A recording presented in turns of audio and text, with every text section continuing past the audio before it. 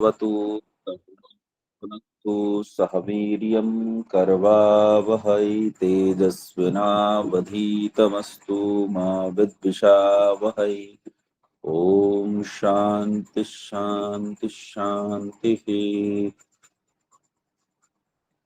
जी शुरू करें, कहाँ थे? ये आपके पास भी ये लाल वाली ही सत्यार्थ प्रकाश है? मेरे पास तो कोई भी नहीं है, मैं तो अच्छा, यात्रा में। 199 पृष्ठ पे है। प्रश्न है, सब संसार और ग्रंथकारों का यही मत पहले है कि जिससे पहले आप हाँ जी, पहले आप अपना वीडियो बंद करो, इससे सबका डाटा ज्यादा खर्च होगा। Sorry sorry sorry sorry. कोई बात नहीं। जी। प्रश्न, सब संसार और ग्रंथकारों का यही मत है कि जिससे पुनः जन्म मरण में कभी ना आवे। हाँ, पुनरावृत्ति की बात चल रही थी कि मोक्ष से हाँ जी, पुनरावृत्ति होती है, मुक्ति से पुनरावृत्ति होती है या नहीं होती। तो मैंने उस दिन बताया था कि अद्वैतवादियों का ये लंबे काल तक ये मत रहा, अभी भी है। वो ये मानते हैं कि पुनरावृत्ति नहीं होती है। जीव एक बार मुक्त हुआ तो मुक्त हुआ, गया तो गया, फिर वापस नहीं आता है। लेकिन ऋषि दयानंद ये कहते हैं कि उपासना जो है वो एक सीमा वाला कर्म है, उसकी एक सीमा है। वो हम जैसे जो कर्म करते हैं उपासना का ही करते हैं, जिसके परिणाम स्वरूप हमें मुक्ति प्राप्त होती है। तो सीमित कर्म का फल असीमित क्यों कर हो सकता है? जो कर्म सीमित है उसका फल भी सीमित ही होगा, और जो जो कर्म असीमित होता तो उसका फल असीमित होता, तो ठीक था। तो ईश्वर न्यायकारी है, सीमित कर्म का फल सीमित ही देगा। तो इसीलिए जो मुक्ति है, मुक्ति अवधि वाली है, उसकी एक अवधि है कि भाई इतने समय तक मोक्ष में रहेगा और उसके बाद लौट कर वापस आएगा। पढ़ो आगे। उत्तर, यह बात कभी नहीं हो सकती, क्योंकि प्रथम तो जीव का सामर्थ्य, शरीर आदि पदार्थ और साधन परिमित है। पुनः उसका फल अनंत कैसे हो सकता है? अनंत आनंद का भोगने का असीम सामर्थ्य, कर्म और साधन जीवों में नहीं, इसलिए अनंत सुख नहीं भोग सकते।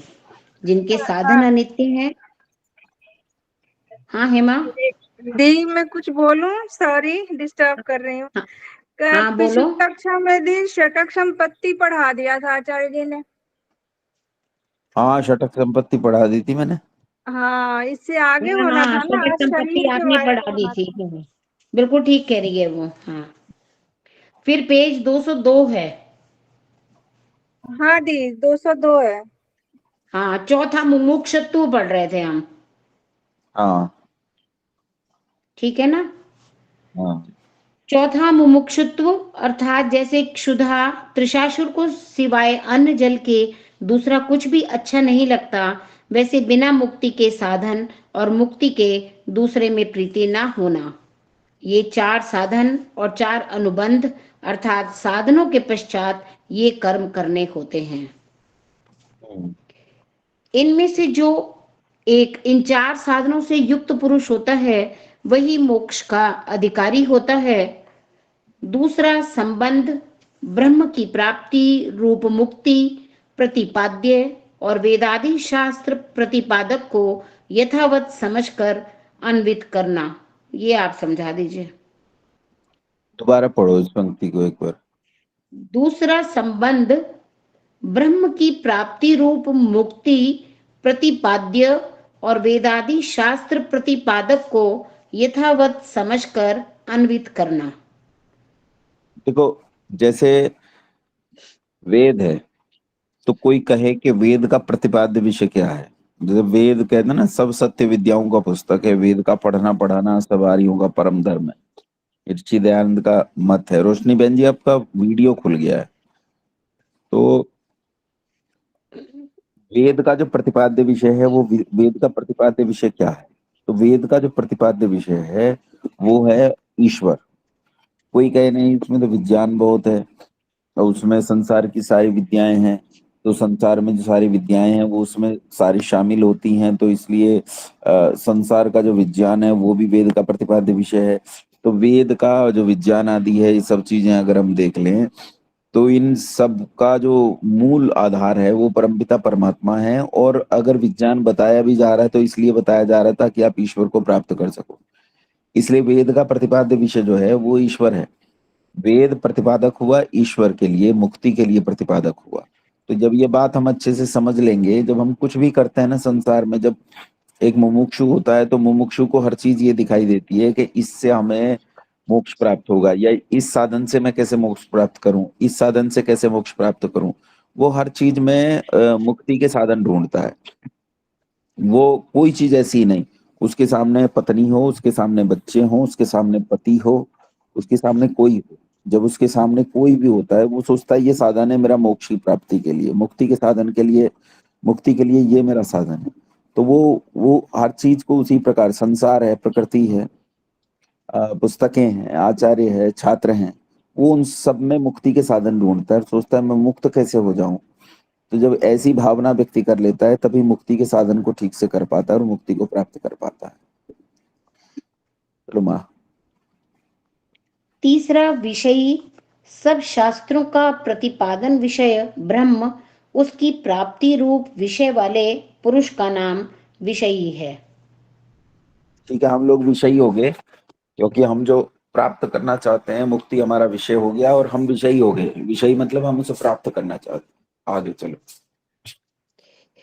चौथा, प्रयोजन सब दुखों की निवृत्ति और परमानंद को प्राप्त होकर मुक्ति सुख का होना, ये चार अनुबंध कहते हैं। हाँ, चार अनुबंध हो गए। अब चार अनुबंध बताओ क्या क्या हो गए। पहला अनुबंध क्या था? भाई पहला तो इन्होंने कुछ बताया ही नहीं, अनुबंध ही बताया। नहीं नहीं, एक बार दूसरा पढ़ो। संबंध बताया,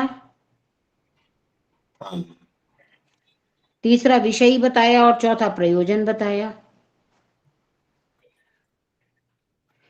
पहला, इनमें से जो एक इन चार साधनों से युक्त पुरुष होता है वही मोक्ष का अधिकारी होता है। तो चार वही मुमुक्षुत्व और षट संपत्ति और विवेक और वैराग्य।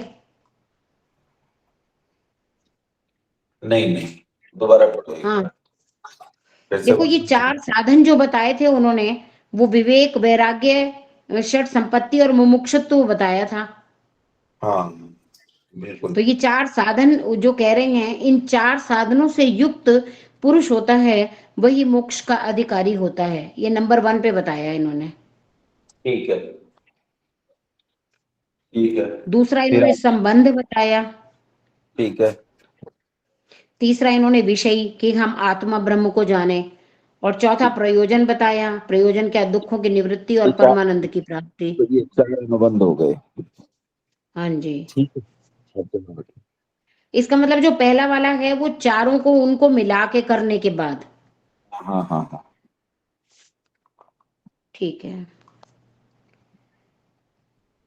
तदनंतर श्रवण चतुष्टय, एक श्रवण, जब कोई विद्वान उपदेश करे तब शांत ध्यान देकर सुनना। विशेष ब्रह्म विद्या के सुनने में अत्यंत ध्यान देना चाहिए कि ये सब विद्याओं में सूक्ष्म विद्या है। उसके बाद सुनकर दूसरा मनन, एकांत देश में बैठ के सुने हुए का विचार करना। जिस बात में शंका हो पुनः पूछना, और सुनते समय भी वक्ता और श्रोता उचित समझें तो पूछना और समाधान करना। तीसरा, निदिध्यासन, जब सुनने और मनन करने से निसंदेह हो जाए तब समाधिस्थ होकर उस बात को देखना, समझना कि वो जैसा सुना था, विचारा था, वैसा ही है व नहीं, ध्यान योग से देखना। चौथा, साक्षात्कार, अर्थात जैसा पदार्थ का स्वरूप, गुण और स्वभाव हो वैसा यथा तथ्य जान लेना ही श्रवण चतुष्टय कहता है। यहाँ एक चीज अच्छे से समझो आप, कि हमें मुक्ति कौन सा कर्म देगा। मुक्ति जो है, मुक्ति के लिए हमें क्या क्या किन किन चीजों की जरूरत है। कुछ लोग ये मानते हैं कि हम जो संसार में पुण्य कर्म करते हैं, ये पुण्य कर्म जो है हमें मुक्ति देते हैं। तो ऐसा बिल्कुल भी नहीं है, पुण्य कर्म हमें बिल्कुल मुक्ति नहीं देते हैं। पुण्य कर्म तो सुख के साधन है ना। जैसे ही आप पुण्य कर्म करोगे तो आपके सुखों का निर्माण होगा, और सुखों का निर्माण हो गया, आपका कर्माशय बन गया पुण्य कर्मों का, और आपके सुख तैयार हो गए हैं तो आपको जन्म लेना पड़ेगा। आप बुरा कर्म करेंगे तो दुख तैयार होंगे, उसके लिए आपको जन्म लेना पड़ेगा। आप पुण्य कर्म करेंगे तो सुख तैयार होंगे, उसके लिए आपको जन्म लेना पड़ेगा। कहने का अर्थ यह है कि जब भी आप कोई काम करोगे, अच्छा या बुरा, उसका कर्माशय तैयार होगा, वो चाहे सुख या दुख हो, उसके लिए आपको जन्म लेना पड़ेगा। एक उपासना ही ऐसा कर्म है जिस कर्म को करने से न सुख तैयार होता है न दुख तैयार होता है। व्यक्ति निर्लेप हो जाता है, दग्ध बीज होकर संस्कारों को नष्ट कर देता है, और तब वो प्राप्त करता है इन सब चीजों को। इसके लिए उपासना में प्रवृत्त रहना ये मुमुक्षुत्व है। अन्य जैसे किसी को आपने भोजन दिया, किसी को आपने कंबल दिया, किसी का भला कर दिया, समाज कल्याण के लिए काम किए, ये सब पुण्य कर्म है। इन पुण्य कर्मों से आपका कर्माशय प्राप्त होगा, कर्माशय बनेगा, उस कर्माशय से आपका सुख होगा, सुख के लिए आपको जन्म लेना पड़ेगा। जन्म लिया तो मुक्ति से दूर हो गए। तो एक मुमुक्षु व्यक्ति जो है वो पाप और पुण्य दोनों प्रकार के कर्मों से अलग हो जाता है। निश्चित रूप से उसका जो नित्य कर्म है वो भी परोपकार का ही होता है, इसमें कोई संदेह नहीं, लेकिन वो फंसता नहीं है, यानी वो उसे उस भाव से करता है कि उससे उसका कर्माशय तैयार नहीं होता। वो जीवन के नित्य कर्मों की तरह उन्हें करता है, नित्य कर्म के अलावा उसका कुछ रह नहीं जाता है संसार में।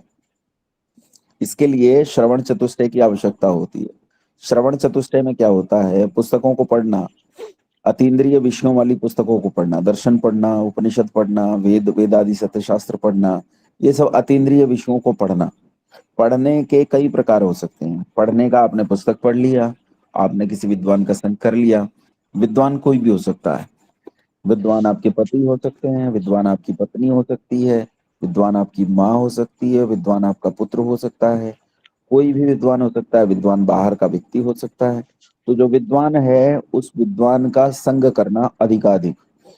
विद्वानों का संग करने से विद्या कहीं ज्यादा तेजी से आती है। पुस्तकों के मुकाबले विद्वानों के संग से विद्या तेजी से आती है। मैं ये कहता हूँ कि मैंने अपने जीवन में बहुत सारी पुस्तकें पढ़ी हैं, लेकिन जितना मेरी माँ के संग से मुझे प्राप्त हुआ है उतना उन पुस्तकों से प्राप्त नहीं हुआ है। जबकि माँ का संग बहुत थोड़ा मिला, लेकिन तब भी माँ के संग से जो कुछ प्राप्त हुआ वो पुस्तकों से भी प्राप्त नहीं हुआ है। संग करने से अधिक प्राप्त होता है। इसीलिए विद्वान का संग करना ये पहला हो गया, इसे कहते हैं श्रवण, हमने सुन लिया उनसे। दूसरा क्या है माँ? मनन।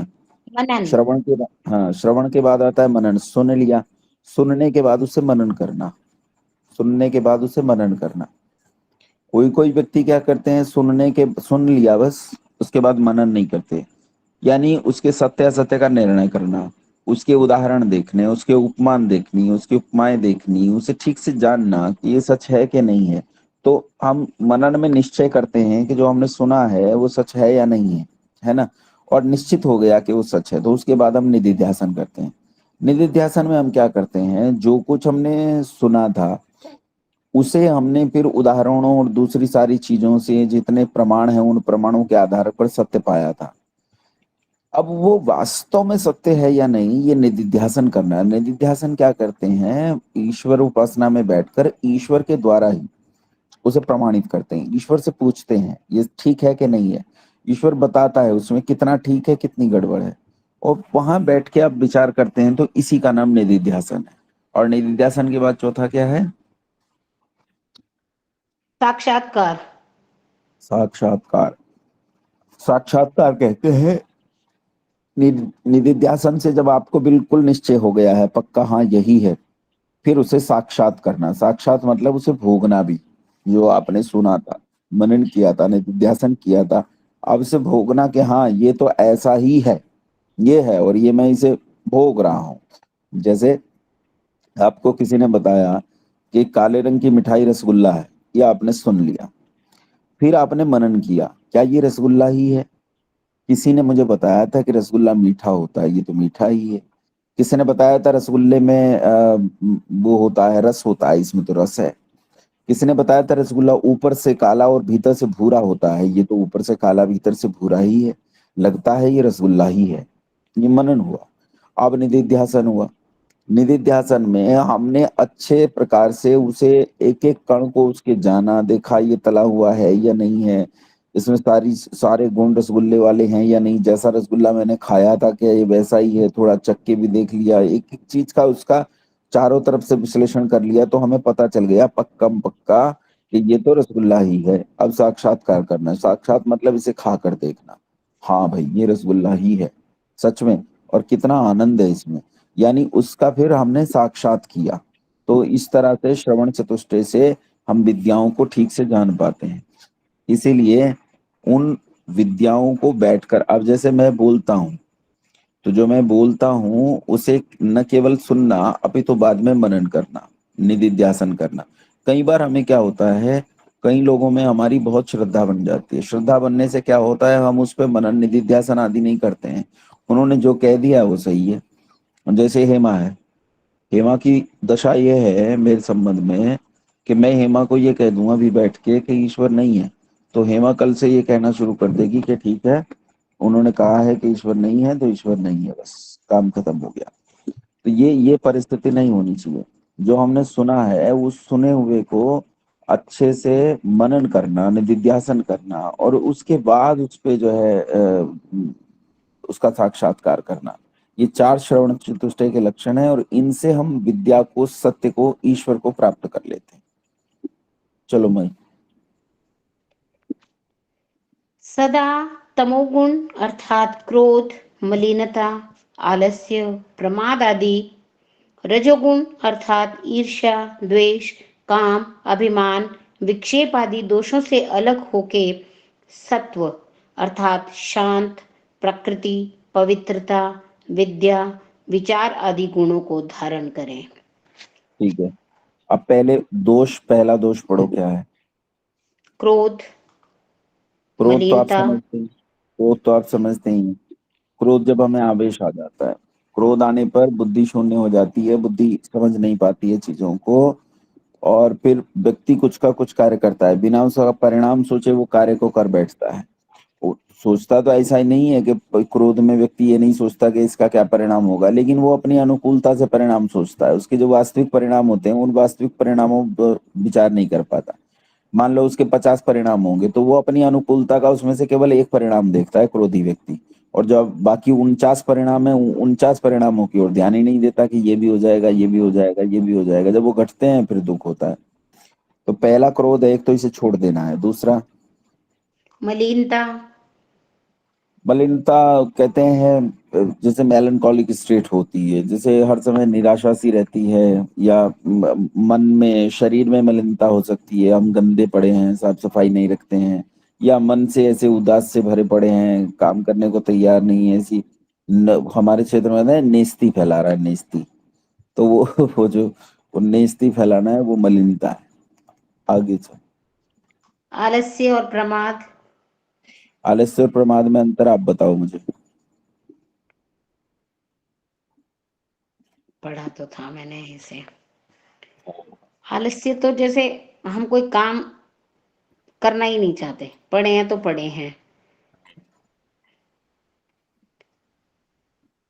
आचार्य जी मैं भूल गई, मैंने पढ़ा था इसको, आलस्य और प्रमाद में अंतर तो है। आचार्य जी मैं बताऊं, हाँ बताओ रोशनी। आलस्य तो जैसे शरीर में जैसे कुछ आ जाता है ना, जैसे बुखार हो गया, थोड़ा सिर दर्द है, ठीक तो है। इस कारण जैसे मान लो संध्या का समय है तो हम जैसे आलस्य कर जाते हैं, नहीं करेंगे, इच्छा नहीं हो रही। और प्रमाद ये होता है, प्रमाद ये ना अगला, हाँ प्रमाद। प्रमाद प्रमाद में जानबूझ के नहीं करना। हाँ जैसे बगैर शरीर में कोई तकलीफ होए हम जानबूझ के नहीं करते, वो प्रमाद कहलाता है। हाँ ठीक बताया आचार्य जी। आचार्य जी ठीक है। उसके गुण भी हमें पता तब भी नहीं हम कर रहे है ना, वो प्रमाद है। उसके उसके वो उसके परिणाम भी हमें पता है, कॉन्सिक्वेंसेस भी हमें पता है कि इसके परिणाम इतने भयानक होंगे।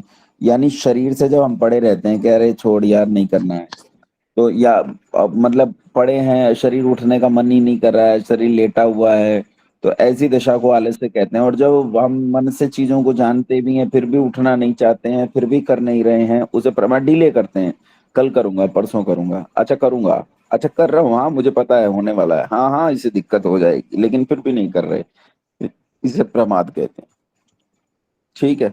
और हम सब होते हैं आलसी और प्रमादी, कहीं ना कहीं मैं भी होता हूँ आलसी और प्रमादी, आलसी भी हो जाते हैं, प्रमादी भी हो जाते हैं। इसे छोड़ देना चाहिए। आगे माँ। रजोगुण अर्थात ईर्ष्या, द्वेष, काम, अभिमान, विक्षेप ये ईर्ष्या, चार है। ईर्ष्या तो पता है ना, जलन। हम्म। द्वेष, किसी चीज को जैसे राग होता है तो उसका उल्टा द्वेष होता है। राग उल्टा होता है कि द्वेष। किसी, राग होता है कि किसी चीज के बिना हम रह नहीं सकते, और द्वेष होता है कि किसी चीज के साथ हम रह नहीं सकते, उसे द्वेष कहते हैं। भाई ये वस्तु मैं देख ही नहीं सकता, इसकी शक्ल ही नहीं देख सकता, इस वस्तु के पास ही नहीं जा सकता है। एक आचार्य जी, व्यक्ति, ईर्ष्या और द्वेष तो एक जैसा लग रहा है, इसको अलग ना अलग नहीं कैसे नहीं मान? नहीं नहीं नहीं नहीं, मैं बताता हूँ। ईर्ष्या तो ये होती है कि दूसरे के नुकसान की कामना रहती है उसमें। मैं सविता से बहुत ईर्ष्या रखता हूँ, तो मैं सविता के नुकसान की कामना करूंगा हर समय, इसका बुरा हो जाए, इसका बिगड़ जाए। द्वेष ये होता है कि मैं बुराई की कामना नहीं करता, बस मैं तेरी शक्ल ही नहीं देखना चाहता, दूर रहे मुझसे, मैं तुझे देखना ही नहीं चाहता हूँ, मेरा तुझसे कोई संबंध ही नहीं है। इसे द्वेष कहते हैं। ईर्ष्या में जलन होती है, ईर्ष्या में आदमी नुकसान भी करता है, ईर्ष्या ज्यादा भयानक है। द्वेष राग का उल्टा है। अब जिससे हमें राग होता है, हो सकता है कल उसी से द्वेष हो जाए। जिससे आज द्वेष है हमें, हो सकता है कल उससे राग हो जाए, है ना। ये घटना घट जाती है। तो ईर्ष्या द्वेष, उसके बाद क्या है? काम। काम, मतलब ये भी चाहिए, ये भी चाहिए, ये भी चाहिए। अब विंडो शॉपिंग करने चाहते हैं तो उसमें दिखता है ये भी चाहिए, ये भी चाहिए। वासनाएं, वासनाएं मतलब इच्छाएं, हमें ये भी चाहिए, ये। अब ये मकान हो गया मेरे पास तो अब इससे बड़ा मकान चाहिए, ये गाड़ी हो गई मेरे पास तो इससे बड़ी गाड़ी चाहिए, है ना। इसे काम कहते हैं। काम का मतलब है बहुत ही इच्छाएं हो जाती हैं, वो इच्छाएं थमने का नाम नहीं लेती हैं, उसी का नाम काम है। अभिमान। अभिमान, किसी चीज के बारे में अपने आप को बढ़ा चढ़ाकर समझना, जैसे मैं बड़ा बलशाली हूँ, मैं बड़ा पैसे वाला हूँ, मैं बड़ा सुंदर हूँ, मैं बड़ा ऐसा हूँ, मैं बड़ा वैसा हूँ, ये अभिमान है। और विक्षेप। विक्षेप मतलब जब चीजों पे हम लक्ष्य करते हैं तो उन चीजों से हट जाना, दूरी बनाकर चलना या उन्हें छोड़ देना, ये विक्षेप के अंतर्गत आता है। हम चीजों पर, जैसे हम आपस में बात करते हैं, बीच में विषयांतर आ गया, कोई और विषय आ गया, फिर उस विषयांतर पे ही हम बहुत लंबी चर्चा करने लगते हैं, जो मुख्य विषय था उसे छोड़ ही दिया, इसे विक्षेप कहते हैं। हम कोई काम करने से एक लक्ष्य तय किया, भाई हम ये करेंगे, लेकिन बाद में उसमें कुछ और विषय आ जाने पर हम उस विषय पर ज्यादा फोकस कर जाते हैं, तो ये विक्षेप हो जाएगा। आचार्य जी, सत्व। भूख प्यास ये भी काम में आता है? भूख प्यास ये भी तो इच्छा है वो ना? सब, जो भी है, भूख है, प्यास है, पुत्र से अत्यधिक जो उसकी अपेक्षाएं हैं, पुत्री से अत्यधिक अपेक्षाएं हैं, पति से अत्यधिक अपेक्षाएं हैं, ये सब काम में आ जाएगा। बाकी जो ज्यादातर काम को मैथुन के क्षेत्र में गिना जाता है वो भी काम में आ जाएगा। अन्य जितनी चीजें हैं वो सब काम के अंतर्गत आ जाएंगी, जिनके हमें बहुत लालसा रहती है। ठीक है, आचार्य जी चलो। नमस्ते। नमस्ते आचार्य जी। हाँ ये जी। अभिमान में क्या क्या चीजें आती है? अभिमान। अभिमान तो किसी भी चीज का हो सकता है बहना। अभिमान तो इस बात का हो सकता है, देखो मैं कितना विद्वान आदमी हूँ, विद्या का अभिमान सबसे बुरा अभिमान है। जो आदमी ये मान लेता है कि हो मेरे जैसा विद्वान तो एक भी नहीं है। अब कोई कोई अब अपने आप को वास्तविकता में समझना चाहिए। कोई कोई, अब जैसे मैं ही हूँ, मैं यहाँ आया हूँ तो मैं इस समय जो हूँ पंजाब में हूँ, राजपुरा में। इससे पहले मैं कल लुधियाना था और परसों मैं करनाल था। तो जब मैं करनाल था, करनाल में एक शिविर था, शिविर लेके जब मैं वहां से निकला तो वो लोग कह रहे थे, मैंने दूसरे आचार्य जी की ड्यूटी लगाई अगले दिन की, तो कह रहे थे आचार्य जी बस बहुत बुरा हो गया, आप चले गए, ये तो आप जो बोल रहे थे वो ये नहीं बोल सकते, आप तो कमाल बोल रहे थे। तो मैं जानता हूँ कि उस आदमी की मुझ में श्रद्धा है, इसलिए वो ऐसा कह रहा है कि आप बहुत बढ़िया बोल रहे थे। ऐसा नहीं है संसार में मुझसे अच्छे वक्ता नहीं है, मुझसे तो बहुत अच्छे अच्छे वक्ता हैं, मैं तो उनके पैर की धूल के बराबर नहीं हूँ। तो जब हम ये अभिमान, अब चार जगह अगर कोई मुझे ये कह दे आप तो बहुत बढ़िया बोलते हैं, आप तो बहुत बढ़िया, ओ मैं फूल के कुप्पा हो जाऊं, वाह जी वाह, देखा मैं कितना बढ़िया बोलता हूँ, मेरे जैसा कोई नहीं बोलता। तो जब ये अभिमान मन में आती है, अभिमान हो गया। अन्य आचार्य जी। हाँ जी। हाँ आचार्य जी जैसे कई जैसे कहते हैं स्वाभिमान, मैं स्वाभिमानी आदमी हूँ। हाँ, वो ठीक है। बता रहा हूँ, तो कई मैं बार बता, स्वाभिमानी और अभिमानी एक जैसी सी लगती है मुझे, तो क्या मैं अंतर है इनमें? दोनों चीजें बता रहा हूँ एक बार मैं हाँ आपसे। जी। तो अभिमान हो जाता है कि भाई वाह देखो मैं तो कितना बड़ा आदमी हूँ। कई बार कोई आदमी सुंदर होता है, उसे सुंदर होने का अभिमान हो जाता है, मैं देखो कितना सुंदर हूँ। मेरे जैसा सुंदर मेरे पूरे गांव में एक नहीं है, पूरे शहर में मेरे जैसा सुंदर कोई नहीं है। मैं जहां जाता हूँ सब प्रशंसा करते हैं मेरी कि मैं बड़ा सुंदर हूँ। तो ये जो है उसमें एक अभिमान आ गया, अहंकार आ गया, भाई मैं तो मैं ही मैं हूँ बस, और तो कुछ है ही नहीं। तो व्यक्ति दूसरों से खुद को नीचे, दूसरों को खुद से नीचे देखने लगता है, खुद को बड़ा देखने लगता है किसी भी क्षेत्र में, तो इसे अहंकार या अभिमान कहते हैं। फिर अभिमान दो प्रकार का होता है, एक तो मिथ्याभिमान होता है, एक सत्याभिमान होता है।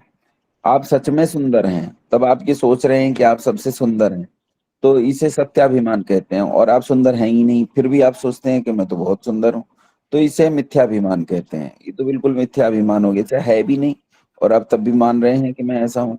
आप बहुत धनी नहीं है, लेकिन तब भी आप मानते हैं मैं बहुत धनी हूँ। आप बहुत बलशाली नहीं है, लेकिन फिर भी आप मानते हैं कि अब मैं बहुत बलशाली हूँ, तो इसे मिथ्याभिमान कहते हैं।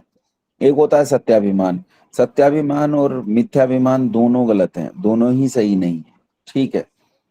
एक एक जिसे शब्द को आप स्वाभिमान कहते हैं, उसी स्वाभिमान को मैं कई बार अभिमान भी कह देता हूँ। कई बार कई कवि भी उसे अभिमान के तौर पर इस्तेमाल करते हैं। जैसे वो कहते हैं कि हाँ, वो उसके संबंध में कहा जाता है कि राणा तो इसकी रक्षा कर, यह सिंहासन अभिमानी है।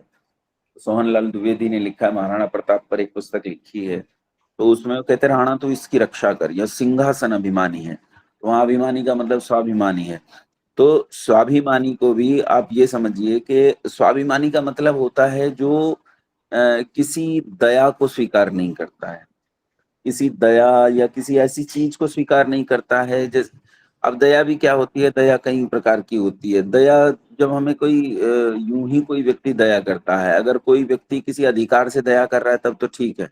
मान लो मेरी बहन मुझे भोजन देती है, या मेरी बहन मुझे कपड़े देती है, तो ये किसी अधिकार से दे रही है, यहाँ कोई समस्या नहीं है।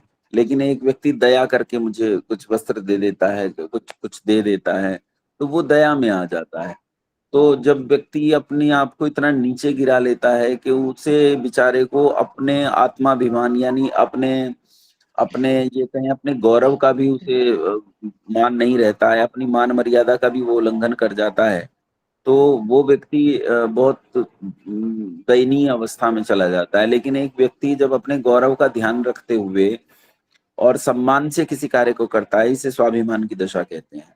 तो स्वाभिमान मतलब हमें पता है कि हम जिस व्यक्ति से व्यवहार कर रहे हैं वो व्यक्ति किसी हीनता से हमारे साथ व्यवहार नहीं कर रहा है, अभी तो वो व्यक्ति जो हमारे साथ व्यवहार कर रहा है वो किसी अधिकार से व्यवहार कर रहा है। तो जब अधिकार से कर रहा है तब आप अपने अभिमान में खड़े हो, और जब आप उस दयनीय दीनता की अवस्था में आ जाते हो तो मानो आपने अपना स्वाभिमान खो दिया। स्वाभिमान को भी कई बार साहित्य की भाषा में अभिमान कहकर प्रकट किया जाता है। ठीक है बहन जी। हाँ जी आचार्य जी, ठीक। चलो। प्रकृति नहीं, आपने अभी उससे शुरू नहीं किया। सत्व का है शांत, प्रकृति, पवित्रता, नहीं विद्या, रुको, विचार पहले आदि। पहले पहले पहले वो बुरी चीजों वाला था, वो वाक्य पूरा पढ़ो, फिर दूसरा वाक्य सदा पूरा पढ़ो, फिर तमोगुण एक एक लेना। अर्थात हम्म, सदा तमोगुण अर्थात क्रोध, मलिनता, आलस्य, प्रमाद आदि। रजोगुण अर्थात ईर्ष्या, द्वेष, काम, अभिमान, विक्षेप आदि दोषों से अलग होके सत्व अर्थात शांत, प्रकृति, पवित्रता, विद्या, विचार आदि गुणों को धारण करें। देखो तीन प्रकार के गुण हो गए। जब आपको उपासना करनी है तो दो प्रकार के जो वो हैं गुण, उनके जो परिणाम है उनसे दूर रहना। अब इसमें तमोगुण के परिणाम बताए हैं, क्या है, आलस्य है, प्रमाद है ना। तो आलस्य, प्रमाद और क्या था एक पहले था, ये आलस्य, प्रमाद, मलिनता और क्रोध। मलिनता नहीं, क्रोध नहीं, क्रोध तो उसमें चला जाएगा, क्रोध तमोगुण में दिया है क्या। तमोगुण में ही तो है क्रोध। हाँ ठीक है, तो ये तमोगुण में हो गए। और फिर रजोगुण में हो गए ईर्ष्या, द्वेष, विक्षेप, है देश, ना। काम, अभिमान और विक्षेप। हाँ, काम और अभिमान ये थोड़ा ऊपर है, तमोगुण से थोड़ा सा ऊपर हो गया रजोगुण। तो इन इन इन दोनों को छोड़ना है, फिर जाना है सतोगुण। सतोगुण मतलब शांत, उसमें जाना है, भाव में।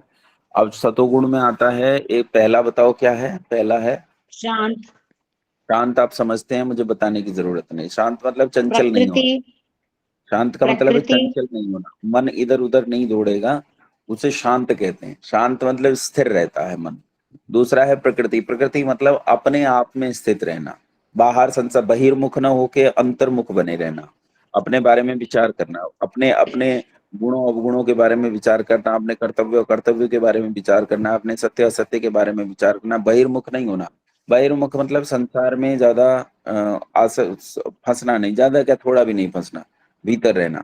आगे पवित्रता पवित्रता का मतलब बताइए आपको। पवित्रता मतलब किसी भी प्रकार की अपवित्रता में नहीं फंसना, चाहे वो मानसिक अपवित्रता हो, शारीरिक अपवित्रता हो, किसी भी प्रकार की विचारों की अपवित्रता हो, कार्यों की अपवित्रता हो, किसी भी प्रकार की अपवित्रता में, अशुचिता में नहीं फंसना। ठीक है, विचार की अपवित्रता ये हो सकती है कि मैं मुक्ति के अलावा कुछ और सोचूं, तो ये विचार की अपवित्रता होगी। दूसरा, अच्छा ये सब साधक के लिए है ना। अभी अपन लोगों में कोई भी साधक की कोटि में नहीं है, तो ये साधक के लिए सब चल रहा है। जो साधक होता है, साधक इस कोटि का होता है कि वो संसार के किसी भी कार्य में नहीं फंसता, वो केवल अंतर्मुख होकर अपने ही कार्यों के बारे में विचार करता है। मैं क्या कर रहा हूँ, क्या नहीं कर रहा हूँ, क्या सत्य है, क्या असत्य है, वो केवल उसी विचार में मग्न रहता है। वो उस विचार के अलावा विचार ही नहीं करता है, मुमुक्षु होता है। मैंने एक मुमुक्षु को अपने जीवन में देखा है, और उस मुमुक्षु को किसी चीज से कोई काम नहीं है। उस मुमुक्षु को केवल एक ही काम था, मैंने उसे देखा कि उसे, अच्छा मेरा मित्र था बहुत अच्छा, योगेश नाम था उसका। योगेश नाम था उसका। हाँ, उससे किसी चीज से, वो जब जब अपन बीएससी में थे तो उस समय वो बहुत उद्दंड और खराब लड़का था। मतलब मैं अच्छा था उसकी तुलना में। वो कहीं तो ऐसे काम करता था जो अच्छे लड़कों की कैटेगरी में, जो सामान्य शिष्टाचार वाली कैटेगरी में भी खराब लड़कों की कैटेगरी में आते हैं, कई काम तो ऐसे करता था। जैसे पिक्चर बहुत देखता था, उसका बहुत व्यसन था, फिल्म देखने का व्यसन था। और बैठा रहेगा, चेस खेलता रहेगा, घंटों घंटों चेस खेलता रहेगा, और पुस्तक नहीं उठाकर देखेगा, पढ़ेगा ही नहीं, पुस्तकों की तरफ, पाठ्य पुस्तकों की तरफ उसका बिल्कुल ध्यान नहीं था, जबकि मेरा तो रहता था। तो कहने का अर्थ यह है कि वो पहले ऐसा था, लेकिन उसके बाद अचानक उसमें परिवर्तन आया। बुद्धिमान पहले से ही था, इसमें कोई शक नहीं कि मतलब ही वॉज ब्रिलियंट। जब वो पढ़ता नहीं था तो ठीक है, नहीं पढ़ता था, लेकिन जिस दिन उसने पुस्तक उठाई, तो मानो आज हमने जो महीनों पढ़ा है वो सब आज ही खत्म कर दिया उसने। योग्यता उसकी ऐसी थी। फिर हम लोग ऋषिकेश में गए थे, एक वहाँ वो है डिवाइन लाइफ सोसाइटी नाम की एक संस्था है। केवल अंग्रेजी भाषियों को फिलॉसफी पढ़ाते हैं, वो 2 महीने के लिए, मई और जून छुट्टियों में। तो वहां हम पढ़ने गए, और वहां भी वो निर्णय करके गया कि अगर मैंने ये 2 महीने पूरे कर लिए तो मैं मोक्ष की ओर जाऊंगा, और अगर मैंने 2 महीने पूरे नहीं किए वहां, और हमें बीच में से ही मन ऐसा हो गया कि भागना पड़ा, तब मैं संसार की ओर ही जाऊंगा। ये निर्णय करने के लिए हम वहां गए। और हम 15 दिन के बाद उनकी वो दाल का पानी पी पी के और वो सड़ी हुई लौकी खा खा के हम बोर हो गए, और हम अपने बैग उठा के रात के अंधेरे में दीवार फांद के वहां से भाग गए, और वापस घर आ गए अपनी अपनी माँ की गोद में। लेकिन जब हम वापस आए, तो वो जो लड़का था, उसके बाद उसमें एक जबरदस्त परिवर्तन देखने को आया। कुछ ही दिन बाद उसका एक भाई मर गया। उसका भाई इंजीनियरिंग में पढ़ता था, और वो ताऊ का लड़का, उसके वो रेल से बजाय प्लेटफार्म की तरफ उतरने के दूसरी तरफ उतर गया जिधर ट्रेन होती है, और उधर से शताब्दी गुजर रही थी, उसके परखच्चे उड़ गए। तो उसे इस बात का इतना भयंकर दुख हुआ, इतना भारी दुख हुआ। देखो, ये मुमुक्षु के साथ समस्या होती है, वो संवेदनाशील बहुत ज्यादा होता है। उसे उसका इतना दुख हुआ कि उसने अपने आप को एक कमरे में बंद कर लिया, और कमरे में बंद करके निकला 1 साल के बाद। 1 साल बाद कमरे से निकला। अब आप कहेंगे भाई 1 साल तक कमरे में बंद रहा तो खाना पीना कैसे चला। तो वो ईश्वर के संबंध में गीत आता ना, तू भोजन दे कीड़ी कुंजर को, तेरे चढ़े भंडारे कहीं नहीं। परमात्मा सबके लिए भोजन का प्रबंध करता है। उसकी भी एक पगली सी माँ दे रखी थी, जो दरवाजे के नीचे से उसे भोजन देती थी, और वो बोलता नहीं था, खिड़की में से कुछ इशारा कर देता तो समझ जाती थी कि आज इसे ये चाहिए, वो उसे दरवाजे के नीचे से दे देती। 1 साल बाद निकला, जटाजूट थे, बहुत लंबी मूछ दाढ़ी हो रही थी, और कई दिन तो उसकी बोली निकलने में, गले से आवाज निकलने में 2-3 दिन लग गए, क्योंकि 1 साल तक आवाज बंद रही। और उसके बाद फिर उसने पीछे मुड़ के नहीं देखा। फिर तो उसे कुछ भी कहो, मैं उससे कुछ भी बात करता था, लेकिन वो केवल ईश्वर की बात करता था। एक आध बार मैं ही था जो उससे मिल पाया, और तो किसी से मिलता भी नहीं था।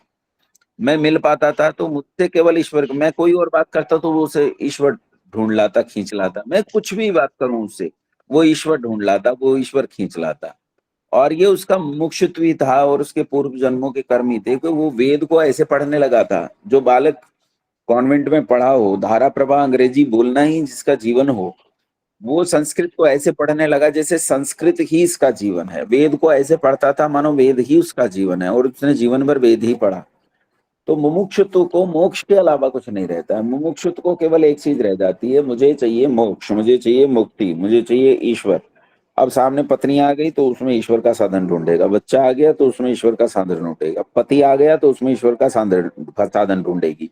वो फिर उसके अलावा कुछ नहीं सोचती। ठीक है, अगला पढ़ो। मैत्री विद्या है विद्या विद्या कहते हैं, देखो, एक होता है शिक्षा और एक होता है विद्या। शिक्षा कहते हैं सीख को, शिक्षा लेकर जाती है हमें विद्या तक। ये जो हम संस्कृत व्याकरण आदि पढ़ते हैं, जैसे संस्कृत जो सूत्र पढ़ते हैं, फिर उन सूत्रों को हम संज्ञा सिद्धि पढ़ते हैं, उसके बाद उन पर शंकाएं पढ़ते हैं, फिर उनका उपयोग अनुपयोग सीखते हैं। तो वो जो, जैसे मान लो हमने एक सूत्र पढ़ लिया वृद्धिरादेश है, या एक सूत्र पढ़ लिया इको गुण वृद्धि, हमने हमने सूत्र पढ़ लिया। अब इस सूत्र को जो हम पढ़ रहे हैं, सीख रहे हैं, अब संस्कृत व्याकरण की गहराइयों में, रहस्यों में जा रहे हैं, ये केवल शिक्षा है। लेकिन ये शिक्षा हमें वेद तक लेकर जाएगी। वेद का नाम ही विद्या है, वेद के अलावा कोई भी विद्या नहीं। विद्या किसे कहते हैं?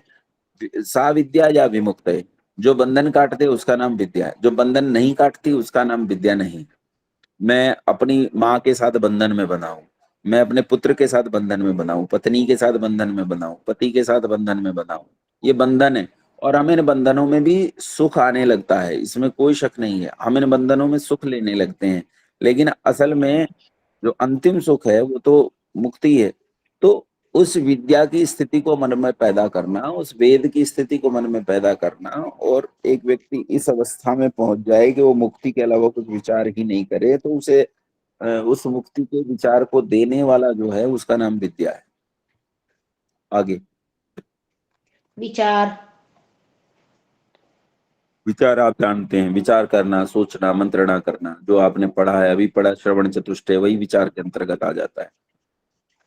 आगे आदि गुणों को धारण करें। ठीक है, इन गुणों को धारण करें। ये धारण करना जो है ये साधक के लिए बहुत जरूरी है। साधक इनके बिना मुक्ति की ओर बढ़ नहीं सकता। ये साधक के मूल चीजें हैं जिनके आधार पर साधक बैठकर मुक्ति की अवस्था तक जाता है। ठीक है। मै, अच्छा, मैत्री आज, हाँ, आज इतने। पूरा पढ़ दो इसे। मैत्री, सुखी वाक्य जनों में मित्रता, करुणा, दुखी जनों पर दया, मुदिता, पुण्य आत्माओं से हर्षित होना, उपेक्षा, दुष्ट आत्माओं में ना प्रीति और न वैर करना। जो श्री कृष्ण कहते हैं ना, निर्लेप होकर कर्म करो। जो गीता कहता है कि निर्लेप होकर कर्म करो, तो जो निर्लेप होकर कर्म करने का सूत्र है वो बताया ऋषि दयानंद ने। यहाँ ऋषि पतंजलि का एक सूत्र है, मैत्री करुणा मुदित उपेक्षा नाम सुख दुख पुण्य पुण्य भावना चित्त प्रसादनम, उसकी व्याख्या की। कहा ये मैत्री, वही है। मैत्री किससे, हाँ, मैत्री किससे करनी है? कहा सुखी व्यक्ति से मैत्री करनी है। जो भी सुखी होगा उससे मैत्री करो, और जो दुखी है उस पर करुणा करो। दुखी के साथ मैत्री नहीं करनी है, याद रखो। दुखी के साथ मैत्री बिल्कुल नहीं करनी है। दुखी के साथ क्या करनी है? करुणा। तो कोई आपका मित्र ही अगर दुखी हो जाए तो उस समय तुरंत आपके मन में भाव जो है करुणा का आ जाना चाहिए। उस समय आपके मन में भाव जो है वो मैत्री का नहीं होना चाहिए। मैत्री का भाव आया तो उसका दुख आप में ट्रांसफर हो जाएगा। एक मुमुक्षु कभी भी दुखी नहीं होता है, वो चित्त को प्रसन्न करने का साधन ढूंढता है। तो चित्त को प्रसन्न करने के 4 साधन है। संसार में 4 प्रकार के लोग हैं, एक सुखी है, एक दुखी है, एक पुण्यात्मा है और एक अपुण्यात्मा है। इनके साथ 4 प्रकार का व्यवहार करना है। पहला, सुखी के साथ मित्रता करनी, दुखी पर करुणा करनी है, पुण्यात्मा का संग करना है ताकि उसका पुण्य लाभ मिल सके। और चौथा है दुष्टात्मा, दुष्टात्मा की उपेक्षा करनी है। ना काऊ से दोस्ती, ना काऊ से बैर, उससे कोई मतलब नहीं। ना हम उससे बैर रखते हैं, ना हम उससे मित्रता रखते हैं, ना हम उसके प्रति भाव रखते हैं, ना उसके विरुद्ध भाव रखते हैं, है ना। कभी कभी कोई कोई हो जाता है। तो कोई कोई ऐसा व्यक्ति होता है कि फला व्यक्ति से भाई मुझे मुझे वो आदमी बिल्कुल पसंद नहीं, ये गलत है, और फला आदमी मुझे बिल्कुल सही लगता है, ये बहुत अच्छा है जी, इसके बिना तो मैं रह नहीं सकता, इसके बिना ये। तो ये जो भाव है ना, इन भावों से ऊपर उठकर बड़ी योजना के साथ संसार में रहना। जो सुखी है उस व्यक्ति से, अब धनी व्यक्ति सुखी होता है ना। हम कई बार धनी व्यक्ति से चिढ़ने लगते हैं, ये धनी क्यों हो गया। अरे काहे चिढ़ना, मित्रता का भाव रखो। अब क्योंकि वो साधन संपन्न व्यक्ति है, तो उन साधनों से वो संसार में अपने शरीर को प्रसन्न रखता है, उसका शरीर उसके मन के साथ जुड़ा हुआ है, तो उसका मन उसके शरीर के कारण, शरीर की प्रसन्नता से उसका मन भी प्रसन्न रहता है। जब वो प्रसन्न रहता है, तुम उससे मित्रता रखोगे तो वो प्रसन्नता तुम में भी प्रवाहित होगी। दुखी व्यक्ति है, चोट लग गई है, सड़क पर गिरा हुआ है, एक्सीडेंट हो गया है, कोई धन की दीनता में किसी भी कारण से दुखी है, तो उस दुखी पर करुणा का भाव रखो। जब तुम उस करुणा करोगे, सहानुभूति करोगे, उसकी सहायता करोगे, तो तुम्हारा मन प्रसन्न होगा। तीसरा है पुण्यात्मा। जो पुण्यात्माएं होते हैं, यानी जो मुमुक्षु लोग होते हैं, उनके पास हमेशा ईश्वर का आनंद रहता है, तो उनके पास जाने से आपको ईश्वर, ऐसे लोगों को ढूंढो जो लोग मुमुक्षु हैं, प्रयास करो ऐसे लोगों को ढूंढ सको, और प्रयास करो आप उनके पास जा सको, उनके पास जाओ, कभी फल ले गए, कभी फूल ले गए, कोशिश करो कि आप उनका अधिक किसी भी बहाने से उनका संग कर सको। जैसे उनका संग करोगे, जैसे कुछ लोग होते हैं जो संसार में काम भी करते हुए दिखते हैं, लेकिन उनके कर्म ऐसे होते हैं कि वो सदा ईश्वर में निमग्न रहते हैं, तो हमेशा प्रसन्न रहते हैं। जैसे ये बताती हैं माँ, बताती हैं अंजू माँ, बताती हैं पद्मा माँ, बताती हैं कि वानप्रस्थी जो हैं, वो एक महात्मा जी थे, बलदेव जी, तो वो कहते हैं कि उनके पास जाने से भी प्रसन्नता प्राप्त होती थी। तो मतलब उनके पास जाओ तो भी, ये कहते हैं कि विद्यालय से आए, बस्ता फेंका और उनके पास, तो वो उसमें एक जबरदस्त आकर्षण होता है, वो खींचता है। तो वो पुण्यात्मा है। उस पुण्यात्मा का संग करने से वो पुण्य लाभ आपको होगा, और जितना जितना पुण्य लाभ आपको होगा उतना चित्त प्रसन्न रहेगा। चौथा है दुष्ट आत्मा, पापात्मा। इसके साथ भैया पंगा नहीं लेना है। इसके साथ पंगा नहीं लेना है। अब अभी पिछले दिनों हेमा ने एक आदमी से पंगा लिया। पंगा क्या लेना है, पंगा कुछ नहीं। इसने कहा भाई मैं तो इससे संबंध ही रखूंगी। भैया उसके साथ क्या करते हैं, उपेक्षा का भाव बरतते हैं। ना काहू से दोस्ती, ना काहू से बैर। सामने दिख गए राम राम जी, राम राम जी, नहीं दिखे कोई मतलब नहीं, वो ठीक है। यानी कहने का मतलब ये, आप उसके बारे में ज्यादा विचार नहीं कर सकते। अगर आप ये विचार भी कर रहे हैं ये तो बुरा है, ये तो अच्छा नहीं है, मैं इसे नहीं देखूंगा, मैंने, तो भी वो आपके मन में दुख भर रहा है। इसलिए उसके प्रति ऐसा भाव रखो कि ना काहू से दोस्ती, ना काहू से बैर। मेरा तुझसे कोई मतलब नहीं भैया, तू प्रसन्न रह, सामने मिल जाए बिल्कुल राम राम करनी। उसने कहा जी मेरे यहाँ दावत है और आपको मेरी दावत में आना है। आपको लगे कि उसकी दावत दुख देने वाली नहीं है, तो हो के चुपचाप एक फॉर्मेलिटी पूरी करके चले आओ, ठीक है। लेकिन कोई भी ऐसा काम, उससे तो बहुत सावधान रहो। ना काहू से दोस्ती, ना काहू से बैर की स्थिति में उसकी उपेक्षा करो। उपेक्षा, ये चित्त को प्रसन्न करने के 4 तरीके हैं। और एक साधक को सबसे पहली चीज ये है, उसे अपने चित्त को प्रसन्न रखना पड़ता है। जिसका साधक का चित्त प्रसन्न नहीं हो सकता, वो साधक नहीं हो सकता, मुक्ति का साधन नहीं कर सकता किसी सूरत में भी। इति आज का इतना ही है, इससे ज्यादा हम नहीं पढ़ेंगे। जितना पढ़ा है आज, एक काम देता हूं आप सब लोगों को। आज का थोड़ा सा मुश्किल था, तो ये षटक संपत्ति से लेके अब तक का एक बार सारा पढ़ना, एक बार ये सारा पढ़ना। और कल हम इस पर पुनः चर्चा करेंगे। जो चर्चा हमने आज की है, इसी चर्चा को एक बार फिर से रिपीट करेंगे। आपसे इसमें मौखिक रूप से प्रश्न भी पूछूंगा कि आपने कितना पढ़ा है, कितना नहीं पढ़ा है, और इसमें कुछ सिद्धांत फिर से क्लियर करने पर दोबारा क्लियर होंगे, इसलिए कल चर्चा करें। आज के लिए इतना है, ठीक है। सीधे मंत्र पाठ करता हूँ। ओम सहना भवतु, सहनो भुनक्तु, सह वीर्यं करवावहै, तेजस्विनावधीतमस्तु मा विद्विषावहै। ओम शांति शांति शांति। नमस्ते माँ। नमस्ते माँ आचार्य जी। जी।